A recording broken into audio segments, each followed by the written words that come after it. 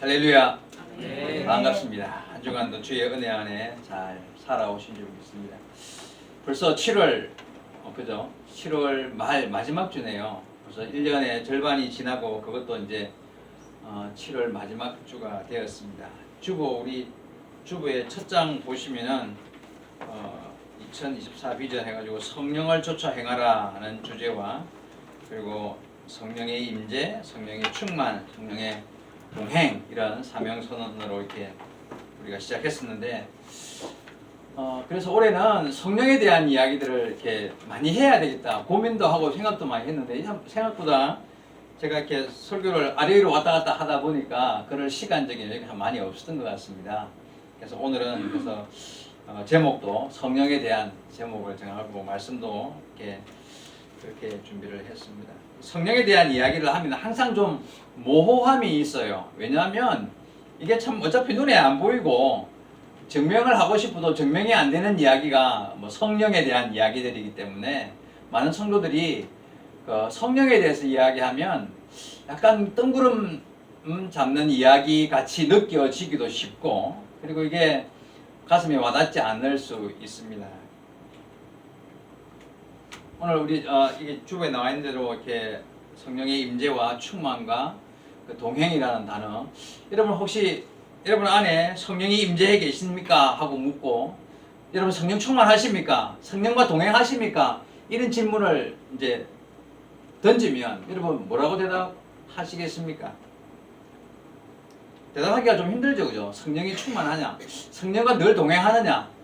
내 안에 성령이 임재해 계시느냐 이런 질문 받으면 그렇다고 하기도 애매하고 안 하기도 그렇고 그렇다고 했다고 해서도 증명되는 것도 아니고 그죠?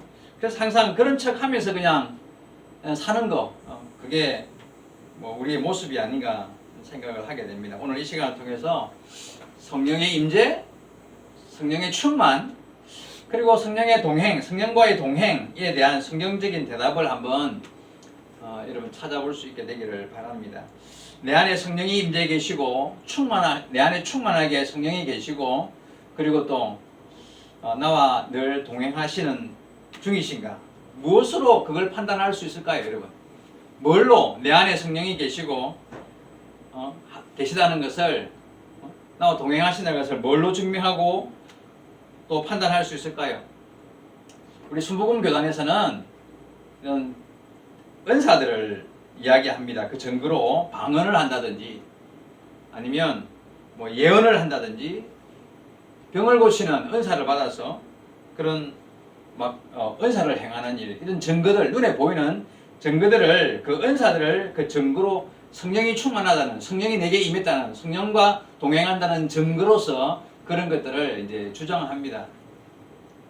성령이 역사하시면 그런 일이 생길 수 있죠. 성령께서 임하시어서 성도들에게 나타나는 여러 가지 은사들을 보여주시기 때문에 그런 일이 있을 수 있습니다. 교회와 성도들을 온전하게 세우기 위해서 하나님이 선물로 이런 은사들을 주시기 때문에 성경에도 나와 있는 표현대로 이런 선물로 주시는 은사들이기 때문에 그걸 통하여서 교회와 성도가 더욱 온전해지고 그런 은사들을 각각 받은 달란트대로 잘 사용함으로써 교회가 더욱 온전해질 수 있기 때문에 그런 은사들이 있는 것은 사실입니다. 근데 여러분 선물은 다 똑같이 나눠주는 게 아니에요. 각자에게 하나님이 알아서 어떤 사람에게는 안 주실 수도 있는 거예요. 선물을 우리가 어떤 선물을 못 받은 사람도 있을 수 있다는 이야기예요. 그래서 다 예언하는 자겠느냐 다 병 고치는 자겠느냐 성경에 그런 표현이 나옵니다. 그래서 모든 사람이 다 똑같은 은사를 받을 수도 없고 또 어떤 사람은 은사가 자체가 없어 보이는 사람도 있을 수 있어요. 드러나지 않는 지혜의 은사다, 지식의 은사다. 그게 어떻게 드러나요? 성경에 나와 있는 표현인데 지혜의 은사, 지식의 은사 잘 드러나지 않는다는 거예요. 그래서 우리는 눈에 보이는 은사들로는 성령을 판단하기 어렵습니다. 그리고 선물로 인생을 살아갈 수는 없어요. 그럼 뭐가 중요한 걸까요? 성령에 대해서 이야기할 때 정말 중요한 게 뭐냐면 지금부터 잘 들으셔야 됩니다. 성도는 꾸준한 바른 삶을 통해서 그 꾸준한 바른 삶 속에서 맺혀지는 열매로 인생을 사는 거예요. 열매가 중요한 거잖아요. 그죠? 꾸준한 신앙의 삶을 통하여서 내 삶에 맺혀지는 하나님이 기뻐하실 만한 충만한 열매, 그 열매가 정말 중요해요. 그래서 성도에게 필요한 것이 열매입니다. 예수님도 사도 바울도 성령에 대해서 이야기할 때 정말 중요하게 여기는 것은 은사가 아니에요. 중요한 것은 열매라는 사실을 말씀하십니다. 겉으로 드러나는 게 은사이기 때문에 뭐 병도 고치고 갑자기 막 이런 그 방언을 하고 예언을 하는 이런 일들이 겉으로 드러나는 은사들이기 때문에 사람들은 자꾸 현혹되고 거기에 집중하기 쉬워요. 그런데 오히려 이 문제에 있어서 초대 교회에 그런 은사 때문에 문제가 많아가지고 사도 바울이 책망하고 지적한 일이 오히려 있습니다. 고린도 교회를 향해서라든지 그런 은사들에 대해서 무분별하게 사용하지 말라 하는 그런 말씀을 하시기도 하시죠. 그래서 여러분, 성령이 나에게 임하시고 내 안에 충만하게 계시고 나와 함께 거하시면 열매가 열리는 거예요. 그럼에도 불구하고 내 안에 충만하게 계시지만 나에게 은사는 안 나타날 수 있어요. 예, 여러분, 은사는 안 나타날 수 있어요. 근데 그래서 그 은사는 성령에 대한 판단 기준이 아니에요. 그게 가치 없다는 이야기는 아닙니다. 근데 정말 중요한 것은 성령의 사람은 반드시 열매가 보인다는 거예요. 열매로 판단한다는 거예요. 예, 성령의 은혜들을 내 안에 거하시는과 나와 동행하시고 충만하게 역사하시는 그 은혜들은 무엇으로 판단하냐면 내 안에서 열린 열매로 그것을 판단하고 증명해낼 수 있어야 한다는 거예요. 자, 예수님 말씀하셨습니다. 좋은 열매를 맺는 나무가 좋은 나무다. 그렇죠. 누가복음 6장 43절과 44절에 못된 열매 맺는 좋은 나무가 없고 또 좋은 열매 맺는 못된 나무가 없나니 나무는 각각 그 열매로 아나니, 이런 성경 구절이 있습니다. 여러분, 맞습니다. 열매를 보면 나무가 좀 못생기고 찌그러지고 좀 가지가 꺾여 있어도 크고 튼실한 좋은 열매를 맺는 나무가 좋은 나무 맞죠? 멋지고 크고 잎이 무성하고 옷도 잘 피면 뭐예요? 열매가 먹을 수 없는 게 열리면 그건 좋은 과일나무라고 할 수 없는 거예요. 생기고 뭐 키 크고 잘생기고 뭐 화려한 거 그게 중요한 게 아니고 관상나무가 아닌 이상 반드시 열매로 그 나무는 판단받는 게 당연한 거예요. 성령도 그래서 9가지 열매가 있다고 성경은 말씀. 오늘 읽었던 본문이 바로 이 9가지 열매예요.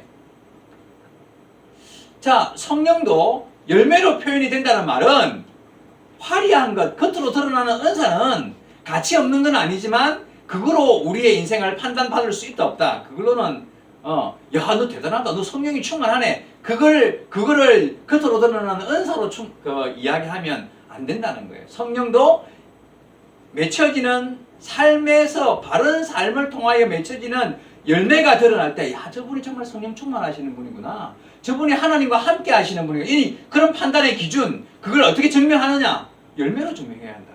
그죠? 여러분, 성령이 내 안에 임재하시고 내 안에 충만하시고 나와 동행하시고 나와 함께 하시면 반드시 열매가 맺히게 되어 있다는 거예요. 열매가. 그 열매를 보고 참 성령의 사람인지 아니면 거짓 성령의 사람인지, 다시 말해서 성령 받은 척하는 사람, 성령이 임재한 척, 충만한 척, 성령이 나와 함께 있는 척하는 사람이 있다는 거예요. 열매는 없고, 그죠? 자, 그 9가지 열매가 뭐라 그랬습니까? 오늘 본문에 갈라디아 5장 22절과 23절 제가 한번 다시 봅니다. 오직 성령의 열매는 사랑과 희락과 화평과 오래 참음과 자비와 양선과 충성과 온유와 절제니 이 같은 것을 금지할 법이 없느니라. 이 최고의 법이라는 이야기입니다. 그죠?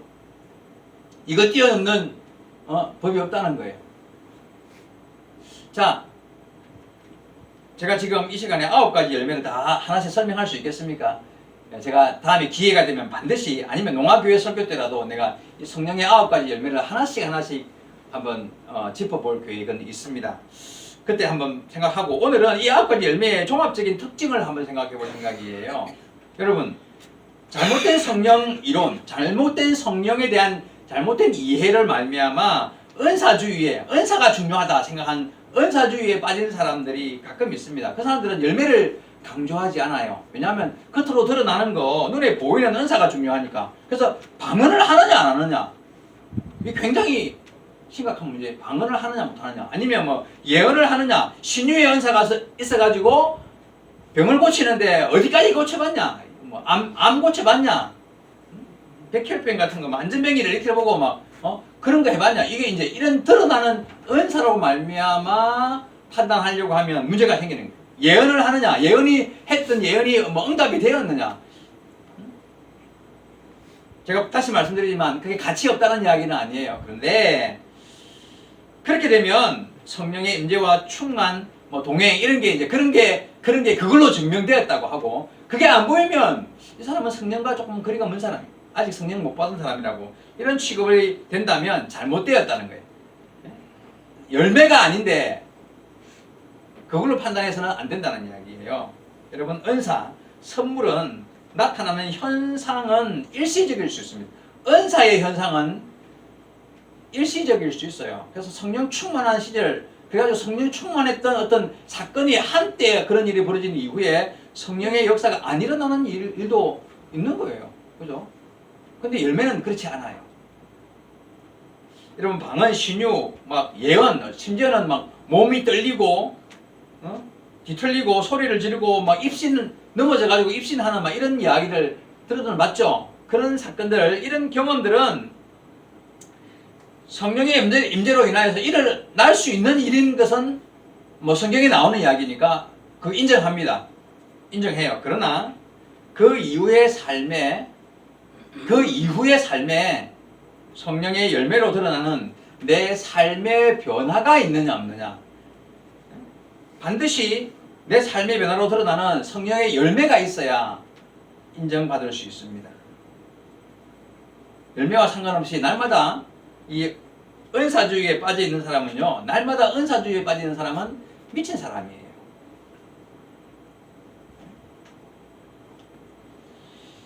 여러분, 선물은 다 개인적인 거예요. 자, 방언 개인적인 거죠. 누가 할 수 있느냐 없느냐 이거예요. 개인적인 거예요. 예언 개인적인 거예요. 그죠? 병 고치는 은사 이런 은사 다 개인적인 거예요. 열매는 절대 개인적인 게 없습니다. 여러분 사랑 열매 9가지 이렇게 잖아요. 사랑 혼자 사랑합니까? 사랑은 상대적인 거예요. 그죠? 희락 혼자서 앉아가지고 기죽기죽 웃는 사람 미친 사람이지.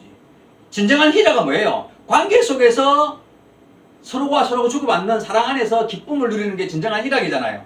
사랑, 희락, 화평은 당연한 거지. 혼자 무슨 화평이야.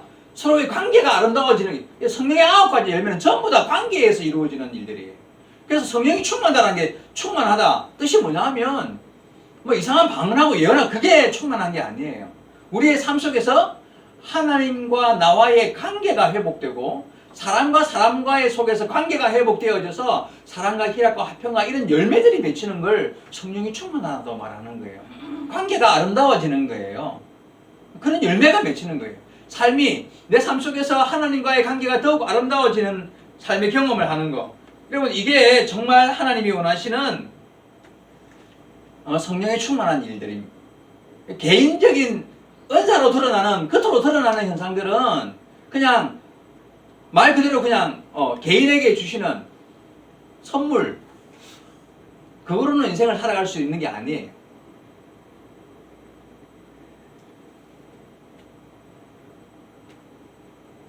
다시 말씀드립니다. 성령이 내 안에 임재함으로써 변화의 열매가 맺히는가. 그래서 사람과 사람 사이의 관계가 아름답게 변화되는가. 내가 하나님을 향한 지금까지의 신앙 삶보다 내 안에 계신 성령으로 인하여서 내가 하나님을 더욱더 그래서 정말 마음을 다하고 뜻을 다하고 힘을 다하여 하나님을 사랑하는 관계로 내가 하나님을 향하여 그렇게 변화되고 내 이웃을 내 몸과 같이 사랑하는 이게 사랑 가장 최고의 법 아닙니까? 사랑의 열매는 혼자 맺을 수 없다 그랬죠. 그렇습니다. 희락도 화평도 모든 성령의 열매는 관계 속에서 이루어지는 관계 속에서 맺혀지는 열매가 성령의 열매입니다. 그래서 어거스틴 들어봤습니까? 누군지 알죠? 이 성 어거스틴이라는 이 사람이 성령에 대해서 뭐라고 이야기했냐면요, 딱 정확한 제 이야기를 했습니다. 성령은 관계를 좋게 만드시는 영이다.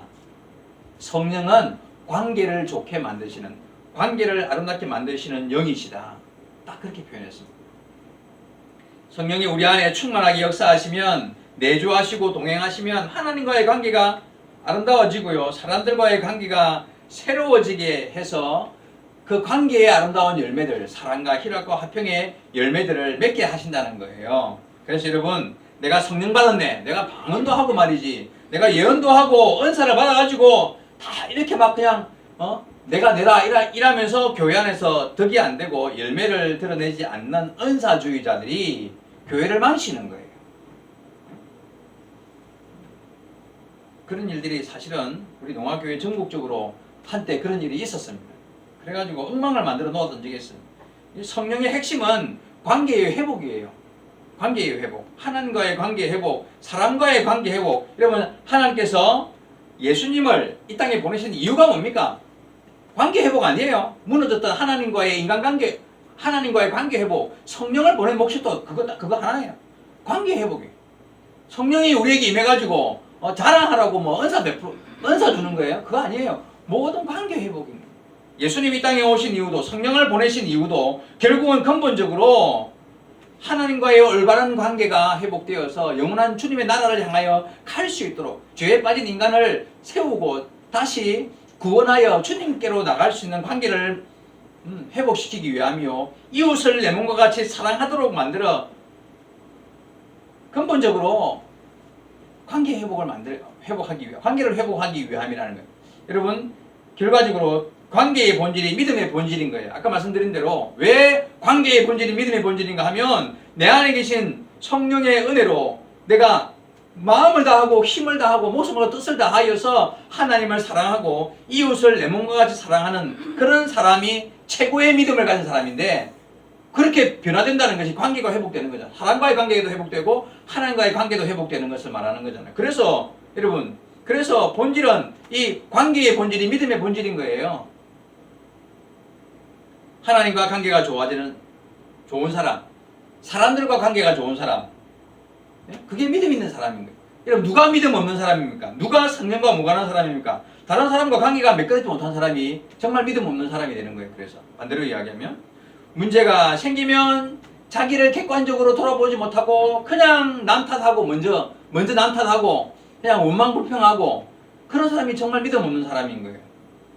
조금만 뭐 좀 틀어지면 그 관계를 잘 회복시키지 못하고 그 틀어진 관계를 더 틀어지게 만들고 결국은 사람과 거리가 생기고, 그렇게 되는 사람이 결국은 믿음이 없는 사람이고, 결국은 성령께서 함께 하지 않는 증거를 드러내는 사람인 거예요. 노래 못하는 사람을 음치라고 하잖아요. 그죠? 관계치가 있습니다. 관계치. 사람과 사람 사이에 참 친구도 잘 못 만들고, 있는 친구도 떠나보내고, 컴퓨터 못하면 큰맹이라 그러죠. 관계맹이 있다는 이야기. 여러분, 스스로로 한번 생각해 봐봐요. 나는 정말 하나님과의 아름다운 관계를 유지하고 있는 상태인가? 아니면 다른 사람, 내 이웃들, 옆에 있는 동료들, 뭐 친구들, 이런 사람들과의 관계에 있어서 나는 얼마나 그들과 함께 아름다운 관계를 만들어가며 발전시켜가며 살아가고 있는가 고민해 보셔야 한다는 이야기입니다.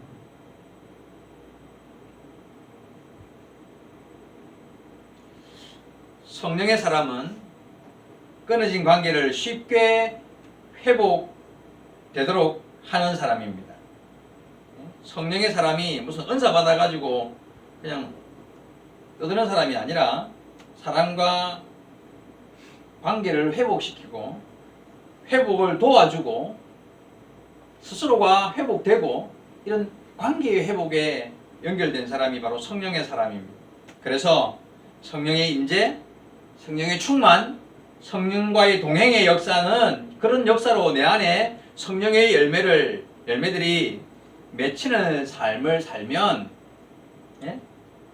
결국은 자기 자신을 잘 파악하고 나의 나됨을 더 알고 자신을 더 성령의 그 이끌림을 따라서 그 고쳐 나가는 거예요.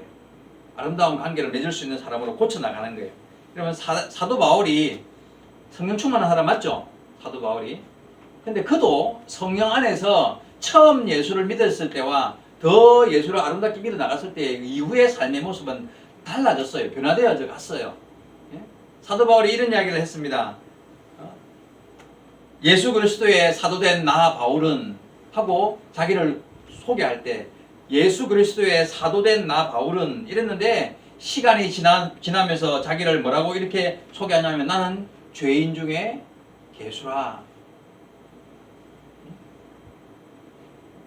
이유가 뭘까요? 물론 그가 처음부터 성령의 충만함을 입고 사역을 했지만 그러나 그 안에 있는 성령께서 그를 자꾸 모난 부분을 깎고 결국은 자기 스스로에 대한 자기 자아인식이요 달라졌어요. 내가 사도인데 말이지. 이런 마음을 먹었다가 나중에는요 나는 죄인 중에 괴수라. 나는 내 입으로 내가 사도라고 말할 수 있을 만큼 그런 온전한 사람이 못 된다라고 고백하고 뿐만 아니라 못될 뿐만 아니라 나는 죄인 중에 죄인이라 이런 표현을 하는 사람으로 스스로가 변해가더라는 거예요. 사도 바울도 그랬습니다. 여러분 성령과 동행함으로 자기 자신에 대한 인식이 변해간다. 다시 말해서 내가 하나님과의 관계가 더 아름답게 바뀌어간다. 관계가 바뀐다는 거예요. 사람과의 사이에서도 마찬가지죠. 이것이 바로 성령의 임재와 충만과 동행의 결과입니다. 내 안에 계신 성령은 가장 먼저 나를 변화시킨다는 걸 알아야 돼요. 근데 악령을 받은 사람은 어떤지 압니까? 나는 안 바꿔. 다른 사람을 다 바꾸려고 그러는 거예요. 너 바꿔. 이거 바꿔. 그게 악령이라는 걸 스스로가 증명하고 있는 거예요. 성령은 자기를 바꿔요. 내가 바뀌어서 하나님과의 관계를 아름답게 만들고요. 내가 바뀌어서 다른 사람과의 관계가 좀 더 원활해지도록 내가 바뀌는 게 성령의 역사라는 걸 알아야 돼요. 한 가지 더 여러분 생각해 보셔야 될 게 뭐냐면 성령은 내 안에 임하신 하나님의 빛이에요. 빛. 여러분 빛은 어두움을 몰아내죠. 빛이 오면 아무리 작은 빛이라도 그 어둠 속에서 빛이 켜지는 순간 그 어둠은 물러가기 시작하는 거예요. 자, 그런데 이 방 안에, 이 공간 안에 사실은 먼지가 많아요. 눈에 안 보이잖아요. 그죠? 눈에는 안 보이지만. 근데 만약에 여기 햇빛이 쫙 들어왔다. 창문을 통해서. 그러면요, 이 햇빛이 비치는 자리에 이렇게 떠다니는 먼지가 눈에 보이는 거 알죠? 네? 강한 햇빛이 쫙 들어오면, 깨끗한 줄 알았는데 먼지가 있네. 바닥도 더럽네. 이렇게 눈에 보이기 시작한다는 거예요. 그래서 청소하는 거예요. 그죠? 여러분, 우리의 마음에 빛 대신 하나님의 영이 임하시면 자신을 청소할 수밖에 없어요. 더러운 게 보이니까. 성령이 그런 분입니다. 그래서 이걸 성령의 조명이라고 하는 거예요. 그래서 내 안에 계신 성령이 나를 점점 더 다스리시는 거예요. 그 전까지는 성령 이야기를 하는데 이게 뭐 있다고 하니까 있는 것 같다. 그렇겠지. 다음에 시간이 더 흐르면 좀 깨달을 수 있으려나? 그런 마음을 먹게 되는데요. 점점점 더 내 안에서 역사하심을 경험하고 나와 함께 하심을 느끼고 처음에는 긴가민가 하다가 점점 더 성령이 나와 함께 하심에 대한 그런 은혜들을 경험하면서 정말 내 뜻대로가 아니라 성령이 이끄시는 뜻대로 내가 한 걸음씩 나아가는구나 하는 것을 여러분 스스로가 느껴야 돼요. 술 취하지 말라. 너희는 성령에 충만하라. 이렇게 술과 성령을 같이 병행해서 이렇게 성경에 표현된 구절이 있습니다. 왜 술 취하지 말라는 말과 함께 성령에 충만하라는 말씀을 하실까요? 이 술 취하면 성령 충만과 약간 비슷한 증상이 보인다는 거예요. 성령에 충만하면 술 취한 증상 같은 느낌이 있다. 여러분 마치 술을 마신 사람은 그게 이제 점점점 술에 취해가면서 어떻게 돼요? 이제 술이 나를 지배하는 게 느껴져요. 그래서 말도 약간 목소리도 커지고 어쩔 때는 좀 늘 소심한 사람이 술 먹으면 좀 담대하게 막 이야기도 하는 사람도 있다 그러잖아요, 그죠? 그리고 성령이 술이 취하면 감정적으로 그냥 오르락내리락 하면서 뭐 우는 사람도 있고, 그래가지고 또 행동도 내 마음대로 안 돼가지고 좀 비틀거리기도 하고 그런 게 있잖아요, 그죠? 근데 성령이 오해를 하지 마세요. 성령에 취하면, 성령이 충만하면 뭐 로봇처럼 돼갖고 성령이 나를 갖다가 막 왼쪽 오른쪽 그렇게 그게 아니고요. 성령이 내 안에 계심으로 말미암아 내가 지금까지는 내 마음대로 살았는데 이거는 잘못이네. 그게 느껴진다는 거예요. 이렇게 하면 안 되겠다. 성령이 원하시 않는 삶이구나. 내가 지금까지 내 마음대로 살았던 것이 규제가 되고, 그리고 성령께서 이렇게 이끌어 가심을 내가 막 그냥 느낌으로 느껴지는 거예요. 그게 술이 취하면 그냥 내 맘대로 안 되네. 몸이 왜 이래? 이런 것처럼 성령께서 나를 이렇게 이끌어감이 느껴져서 내 맘대로 살아갈 수 없는 삶을 살게 되는 거예요. 그거를 그냥 말로는 잘 이해하기가 쉽지가 않아요. 그래서 정말 내 안에 계신 성령에 대한 간절함으로 추구하고 은혜를 구하는 삶을 살다 보면 성령이 함께 하심에 대한 경험들을 하게 되고 느끼게 되는 거예요. 제가 한 달 동안 이제 사모님, 이민환 전도사님 태국에 가 있었잖아요. 그러니까 이제 의종이하고 수른이 수엘이 수아야 떨어져 있으니까 새 데리고 살면서 좀 힘들겠다, 어렵겠다 그런 마음을 처음부터 먹었습니다. 그리고 근데 또 한편으로는요, 한 달 동안 지내오면서 많은 것을 또 느끼고 정말 성령이 함께 하신다는 사실을 경험하는 시간이기도 해요. 제가 어제 저녁에 가정예배 드리면서 그 이야기를 구체적으로 이야기를 했는데, 정말 내 힘으로 할 수 없는 일을 하나님이 도와주셔서 했다. 그런 게 한두 가지가 아니었거든요. 결국 하나님께서 없는 동안에 힘들 텐데 이거는 내가 책임져 줄게. 그런 일이 있다는 거예요. 그러면 그것 때문에 오히려 정말 소름이 끼친다. 정말 하나님께서 이렇게 일을 이렇게 해주시는구나.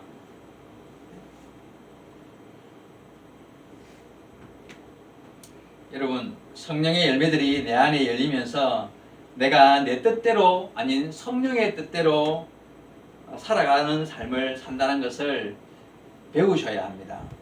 성령이 함께 하시거든요.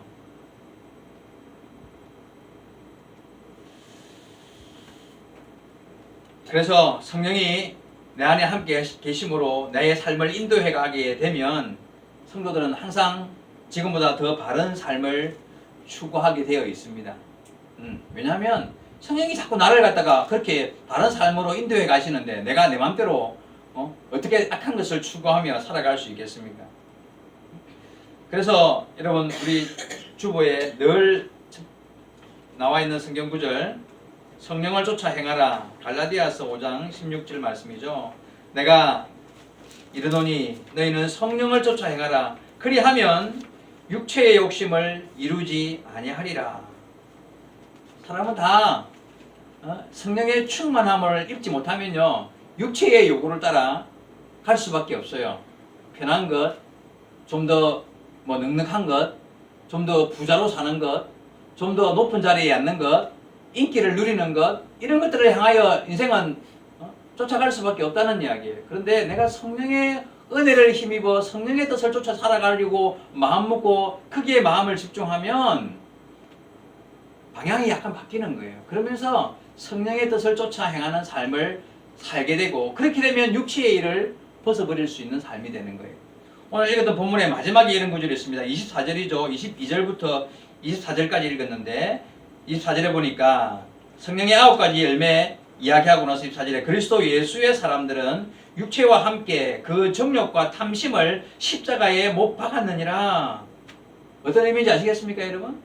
그래서 이제부터 여러분은 성령의 힘으로 살아가는 사람이 되어야 돼요. 욕심과 탐욕과 이런 것들을 십자가에 못 박았기 때문에 이제는 성령이 나를 이끌으시는 삶이 있다는 것을 알고 성령이 나를 이끌어 가실 수 있도록 성령께 나를 맡기고 주여 나를 이끌어 주시옵소서. 내 안에 계신 줄 믿습니다. 그런데 내가 주님을 인정하지 못해가지고 내 삶 가운데 날마다 내가 내 주인이 되어가지고 내가 먼저 내가 원하는 방향으로 내 삶을 이끌어가고 있습니다. 이제부터는 내 안에 성령께서 나의 주인이 되어 주시어서 내 마음대로 내 뜻대로가 아니라 성령 하나님 나를 인도하여 주시는 은혜 안의 삶으로 나가기를 소망합니다 하며 기도하고, 그리고 그분에 대한 인식을 새롭게 하고, 그리고 열매를 추구하셔야 돼요. 열매로만 그 성령의 은혜를, 내 안에 계신 성령을 판단하고 증명해낼 수 있기 때문에 열매로 가능해요. 우리 예바다 교회 사랑하는 성도 여러분, 2024년 올해 성령을 쫓아 행하라는 주제로 벌써 이 주제를 가지고 6개월을 지내왔습니다. 우리 이제 남아있는 이제 7월 지났으니까 이제 5개월 남았는데, 이 기간 동안에 나는 과연 얼마나 성령의 사람으로 성령의 임재 충만 동행하는 삶을 살아가게 될 것인가. 오늘 다시 한 번 더 이 말씀을 생각하면서 내 안에 계신 성령을 더욱 충만하게 의지하고 인도함을 받아 믿음의 바른 길을 잘 달려갈 수 있는 저와 여러분 되기를 주의 말씀으로 축원드립니다. 우리 한번 통성으로 기도할게요. 내 안에 계신 성령님 충만하게 역사하시고 나와 동행하여 주옵소서 하고, 그래야 나를 다스려 주옵소서 하고 기도하는 시간 가지겠습니다. 세상의 즐거움과 세상의 유혹과 시험을 물리치고 내 뜻대로 따라 사는 것이 아니라 성령이 이끄시는 그런 삶을 민감하게 깨달아 알고 그렇게 민감하게 살아가고, 마침내 9가지 성령의 이런 열매들을 내 삶 가운데 하나씩 하나씩 맺어가는 삶이 되게 해달라고 우리 같이 한번 기도하는 시간 가지겠습니다. 주여 아버지 하나님, 감사합니다. 오늘도 주님의 은혜 안에 거룩한 주의 날을 맞이하여 주 앞에 나와 예배하게 하시고 하나님의 말씀으로 우리를 교훈하여 주시니 감사합니다. 내 안에 계신 성령님, 나로 하여금 충만하게 역사하여 주시고 내 안에 계심으로 말미암아 나와 늘 어느 곳 어느 위치에서는 동행하시는 줄로 믿습니다.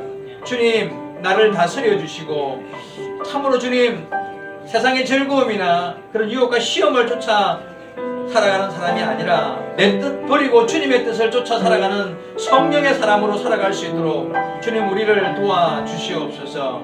아버지 하나님, 내 안에 계신 성령의 이끄심을 따라 아버지 하나님이여 세상의 유혹을 물리칠 수 있는 힘을 허락하여 주시고, 성령의 이끄심 때문에 내 삶이 더욱더 주님의 뜻에 합당한 믿음의 길을 걷고 그로 말미암아 아름다운 열매들을 충만하게 맺어가는 성령의 열매의 사람들이 될 수 있게 하여 주옵소서. 우리 예바다 교회에 속해 있는 모든 주님의 자녀들을 기억하여 주옵소서. 성령을 쫓아 행하는 믿음의 삶을 남은 생간도 살아갈 수 있도록 역사하여 주옵소서. 그리하여 육체의 욕심을 따라 살지 않도록 우리의 삶을 인도하여 주시옵기를 원합니다. 성령의 이끄심에 민감한 자들이 되게 하시고 내게 말씀하시는 그 말씀 때문에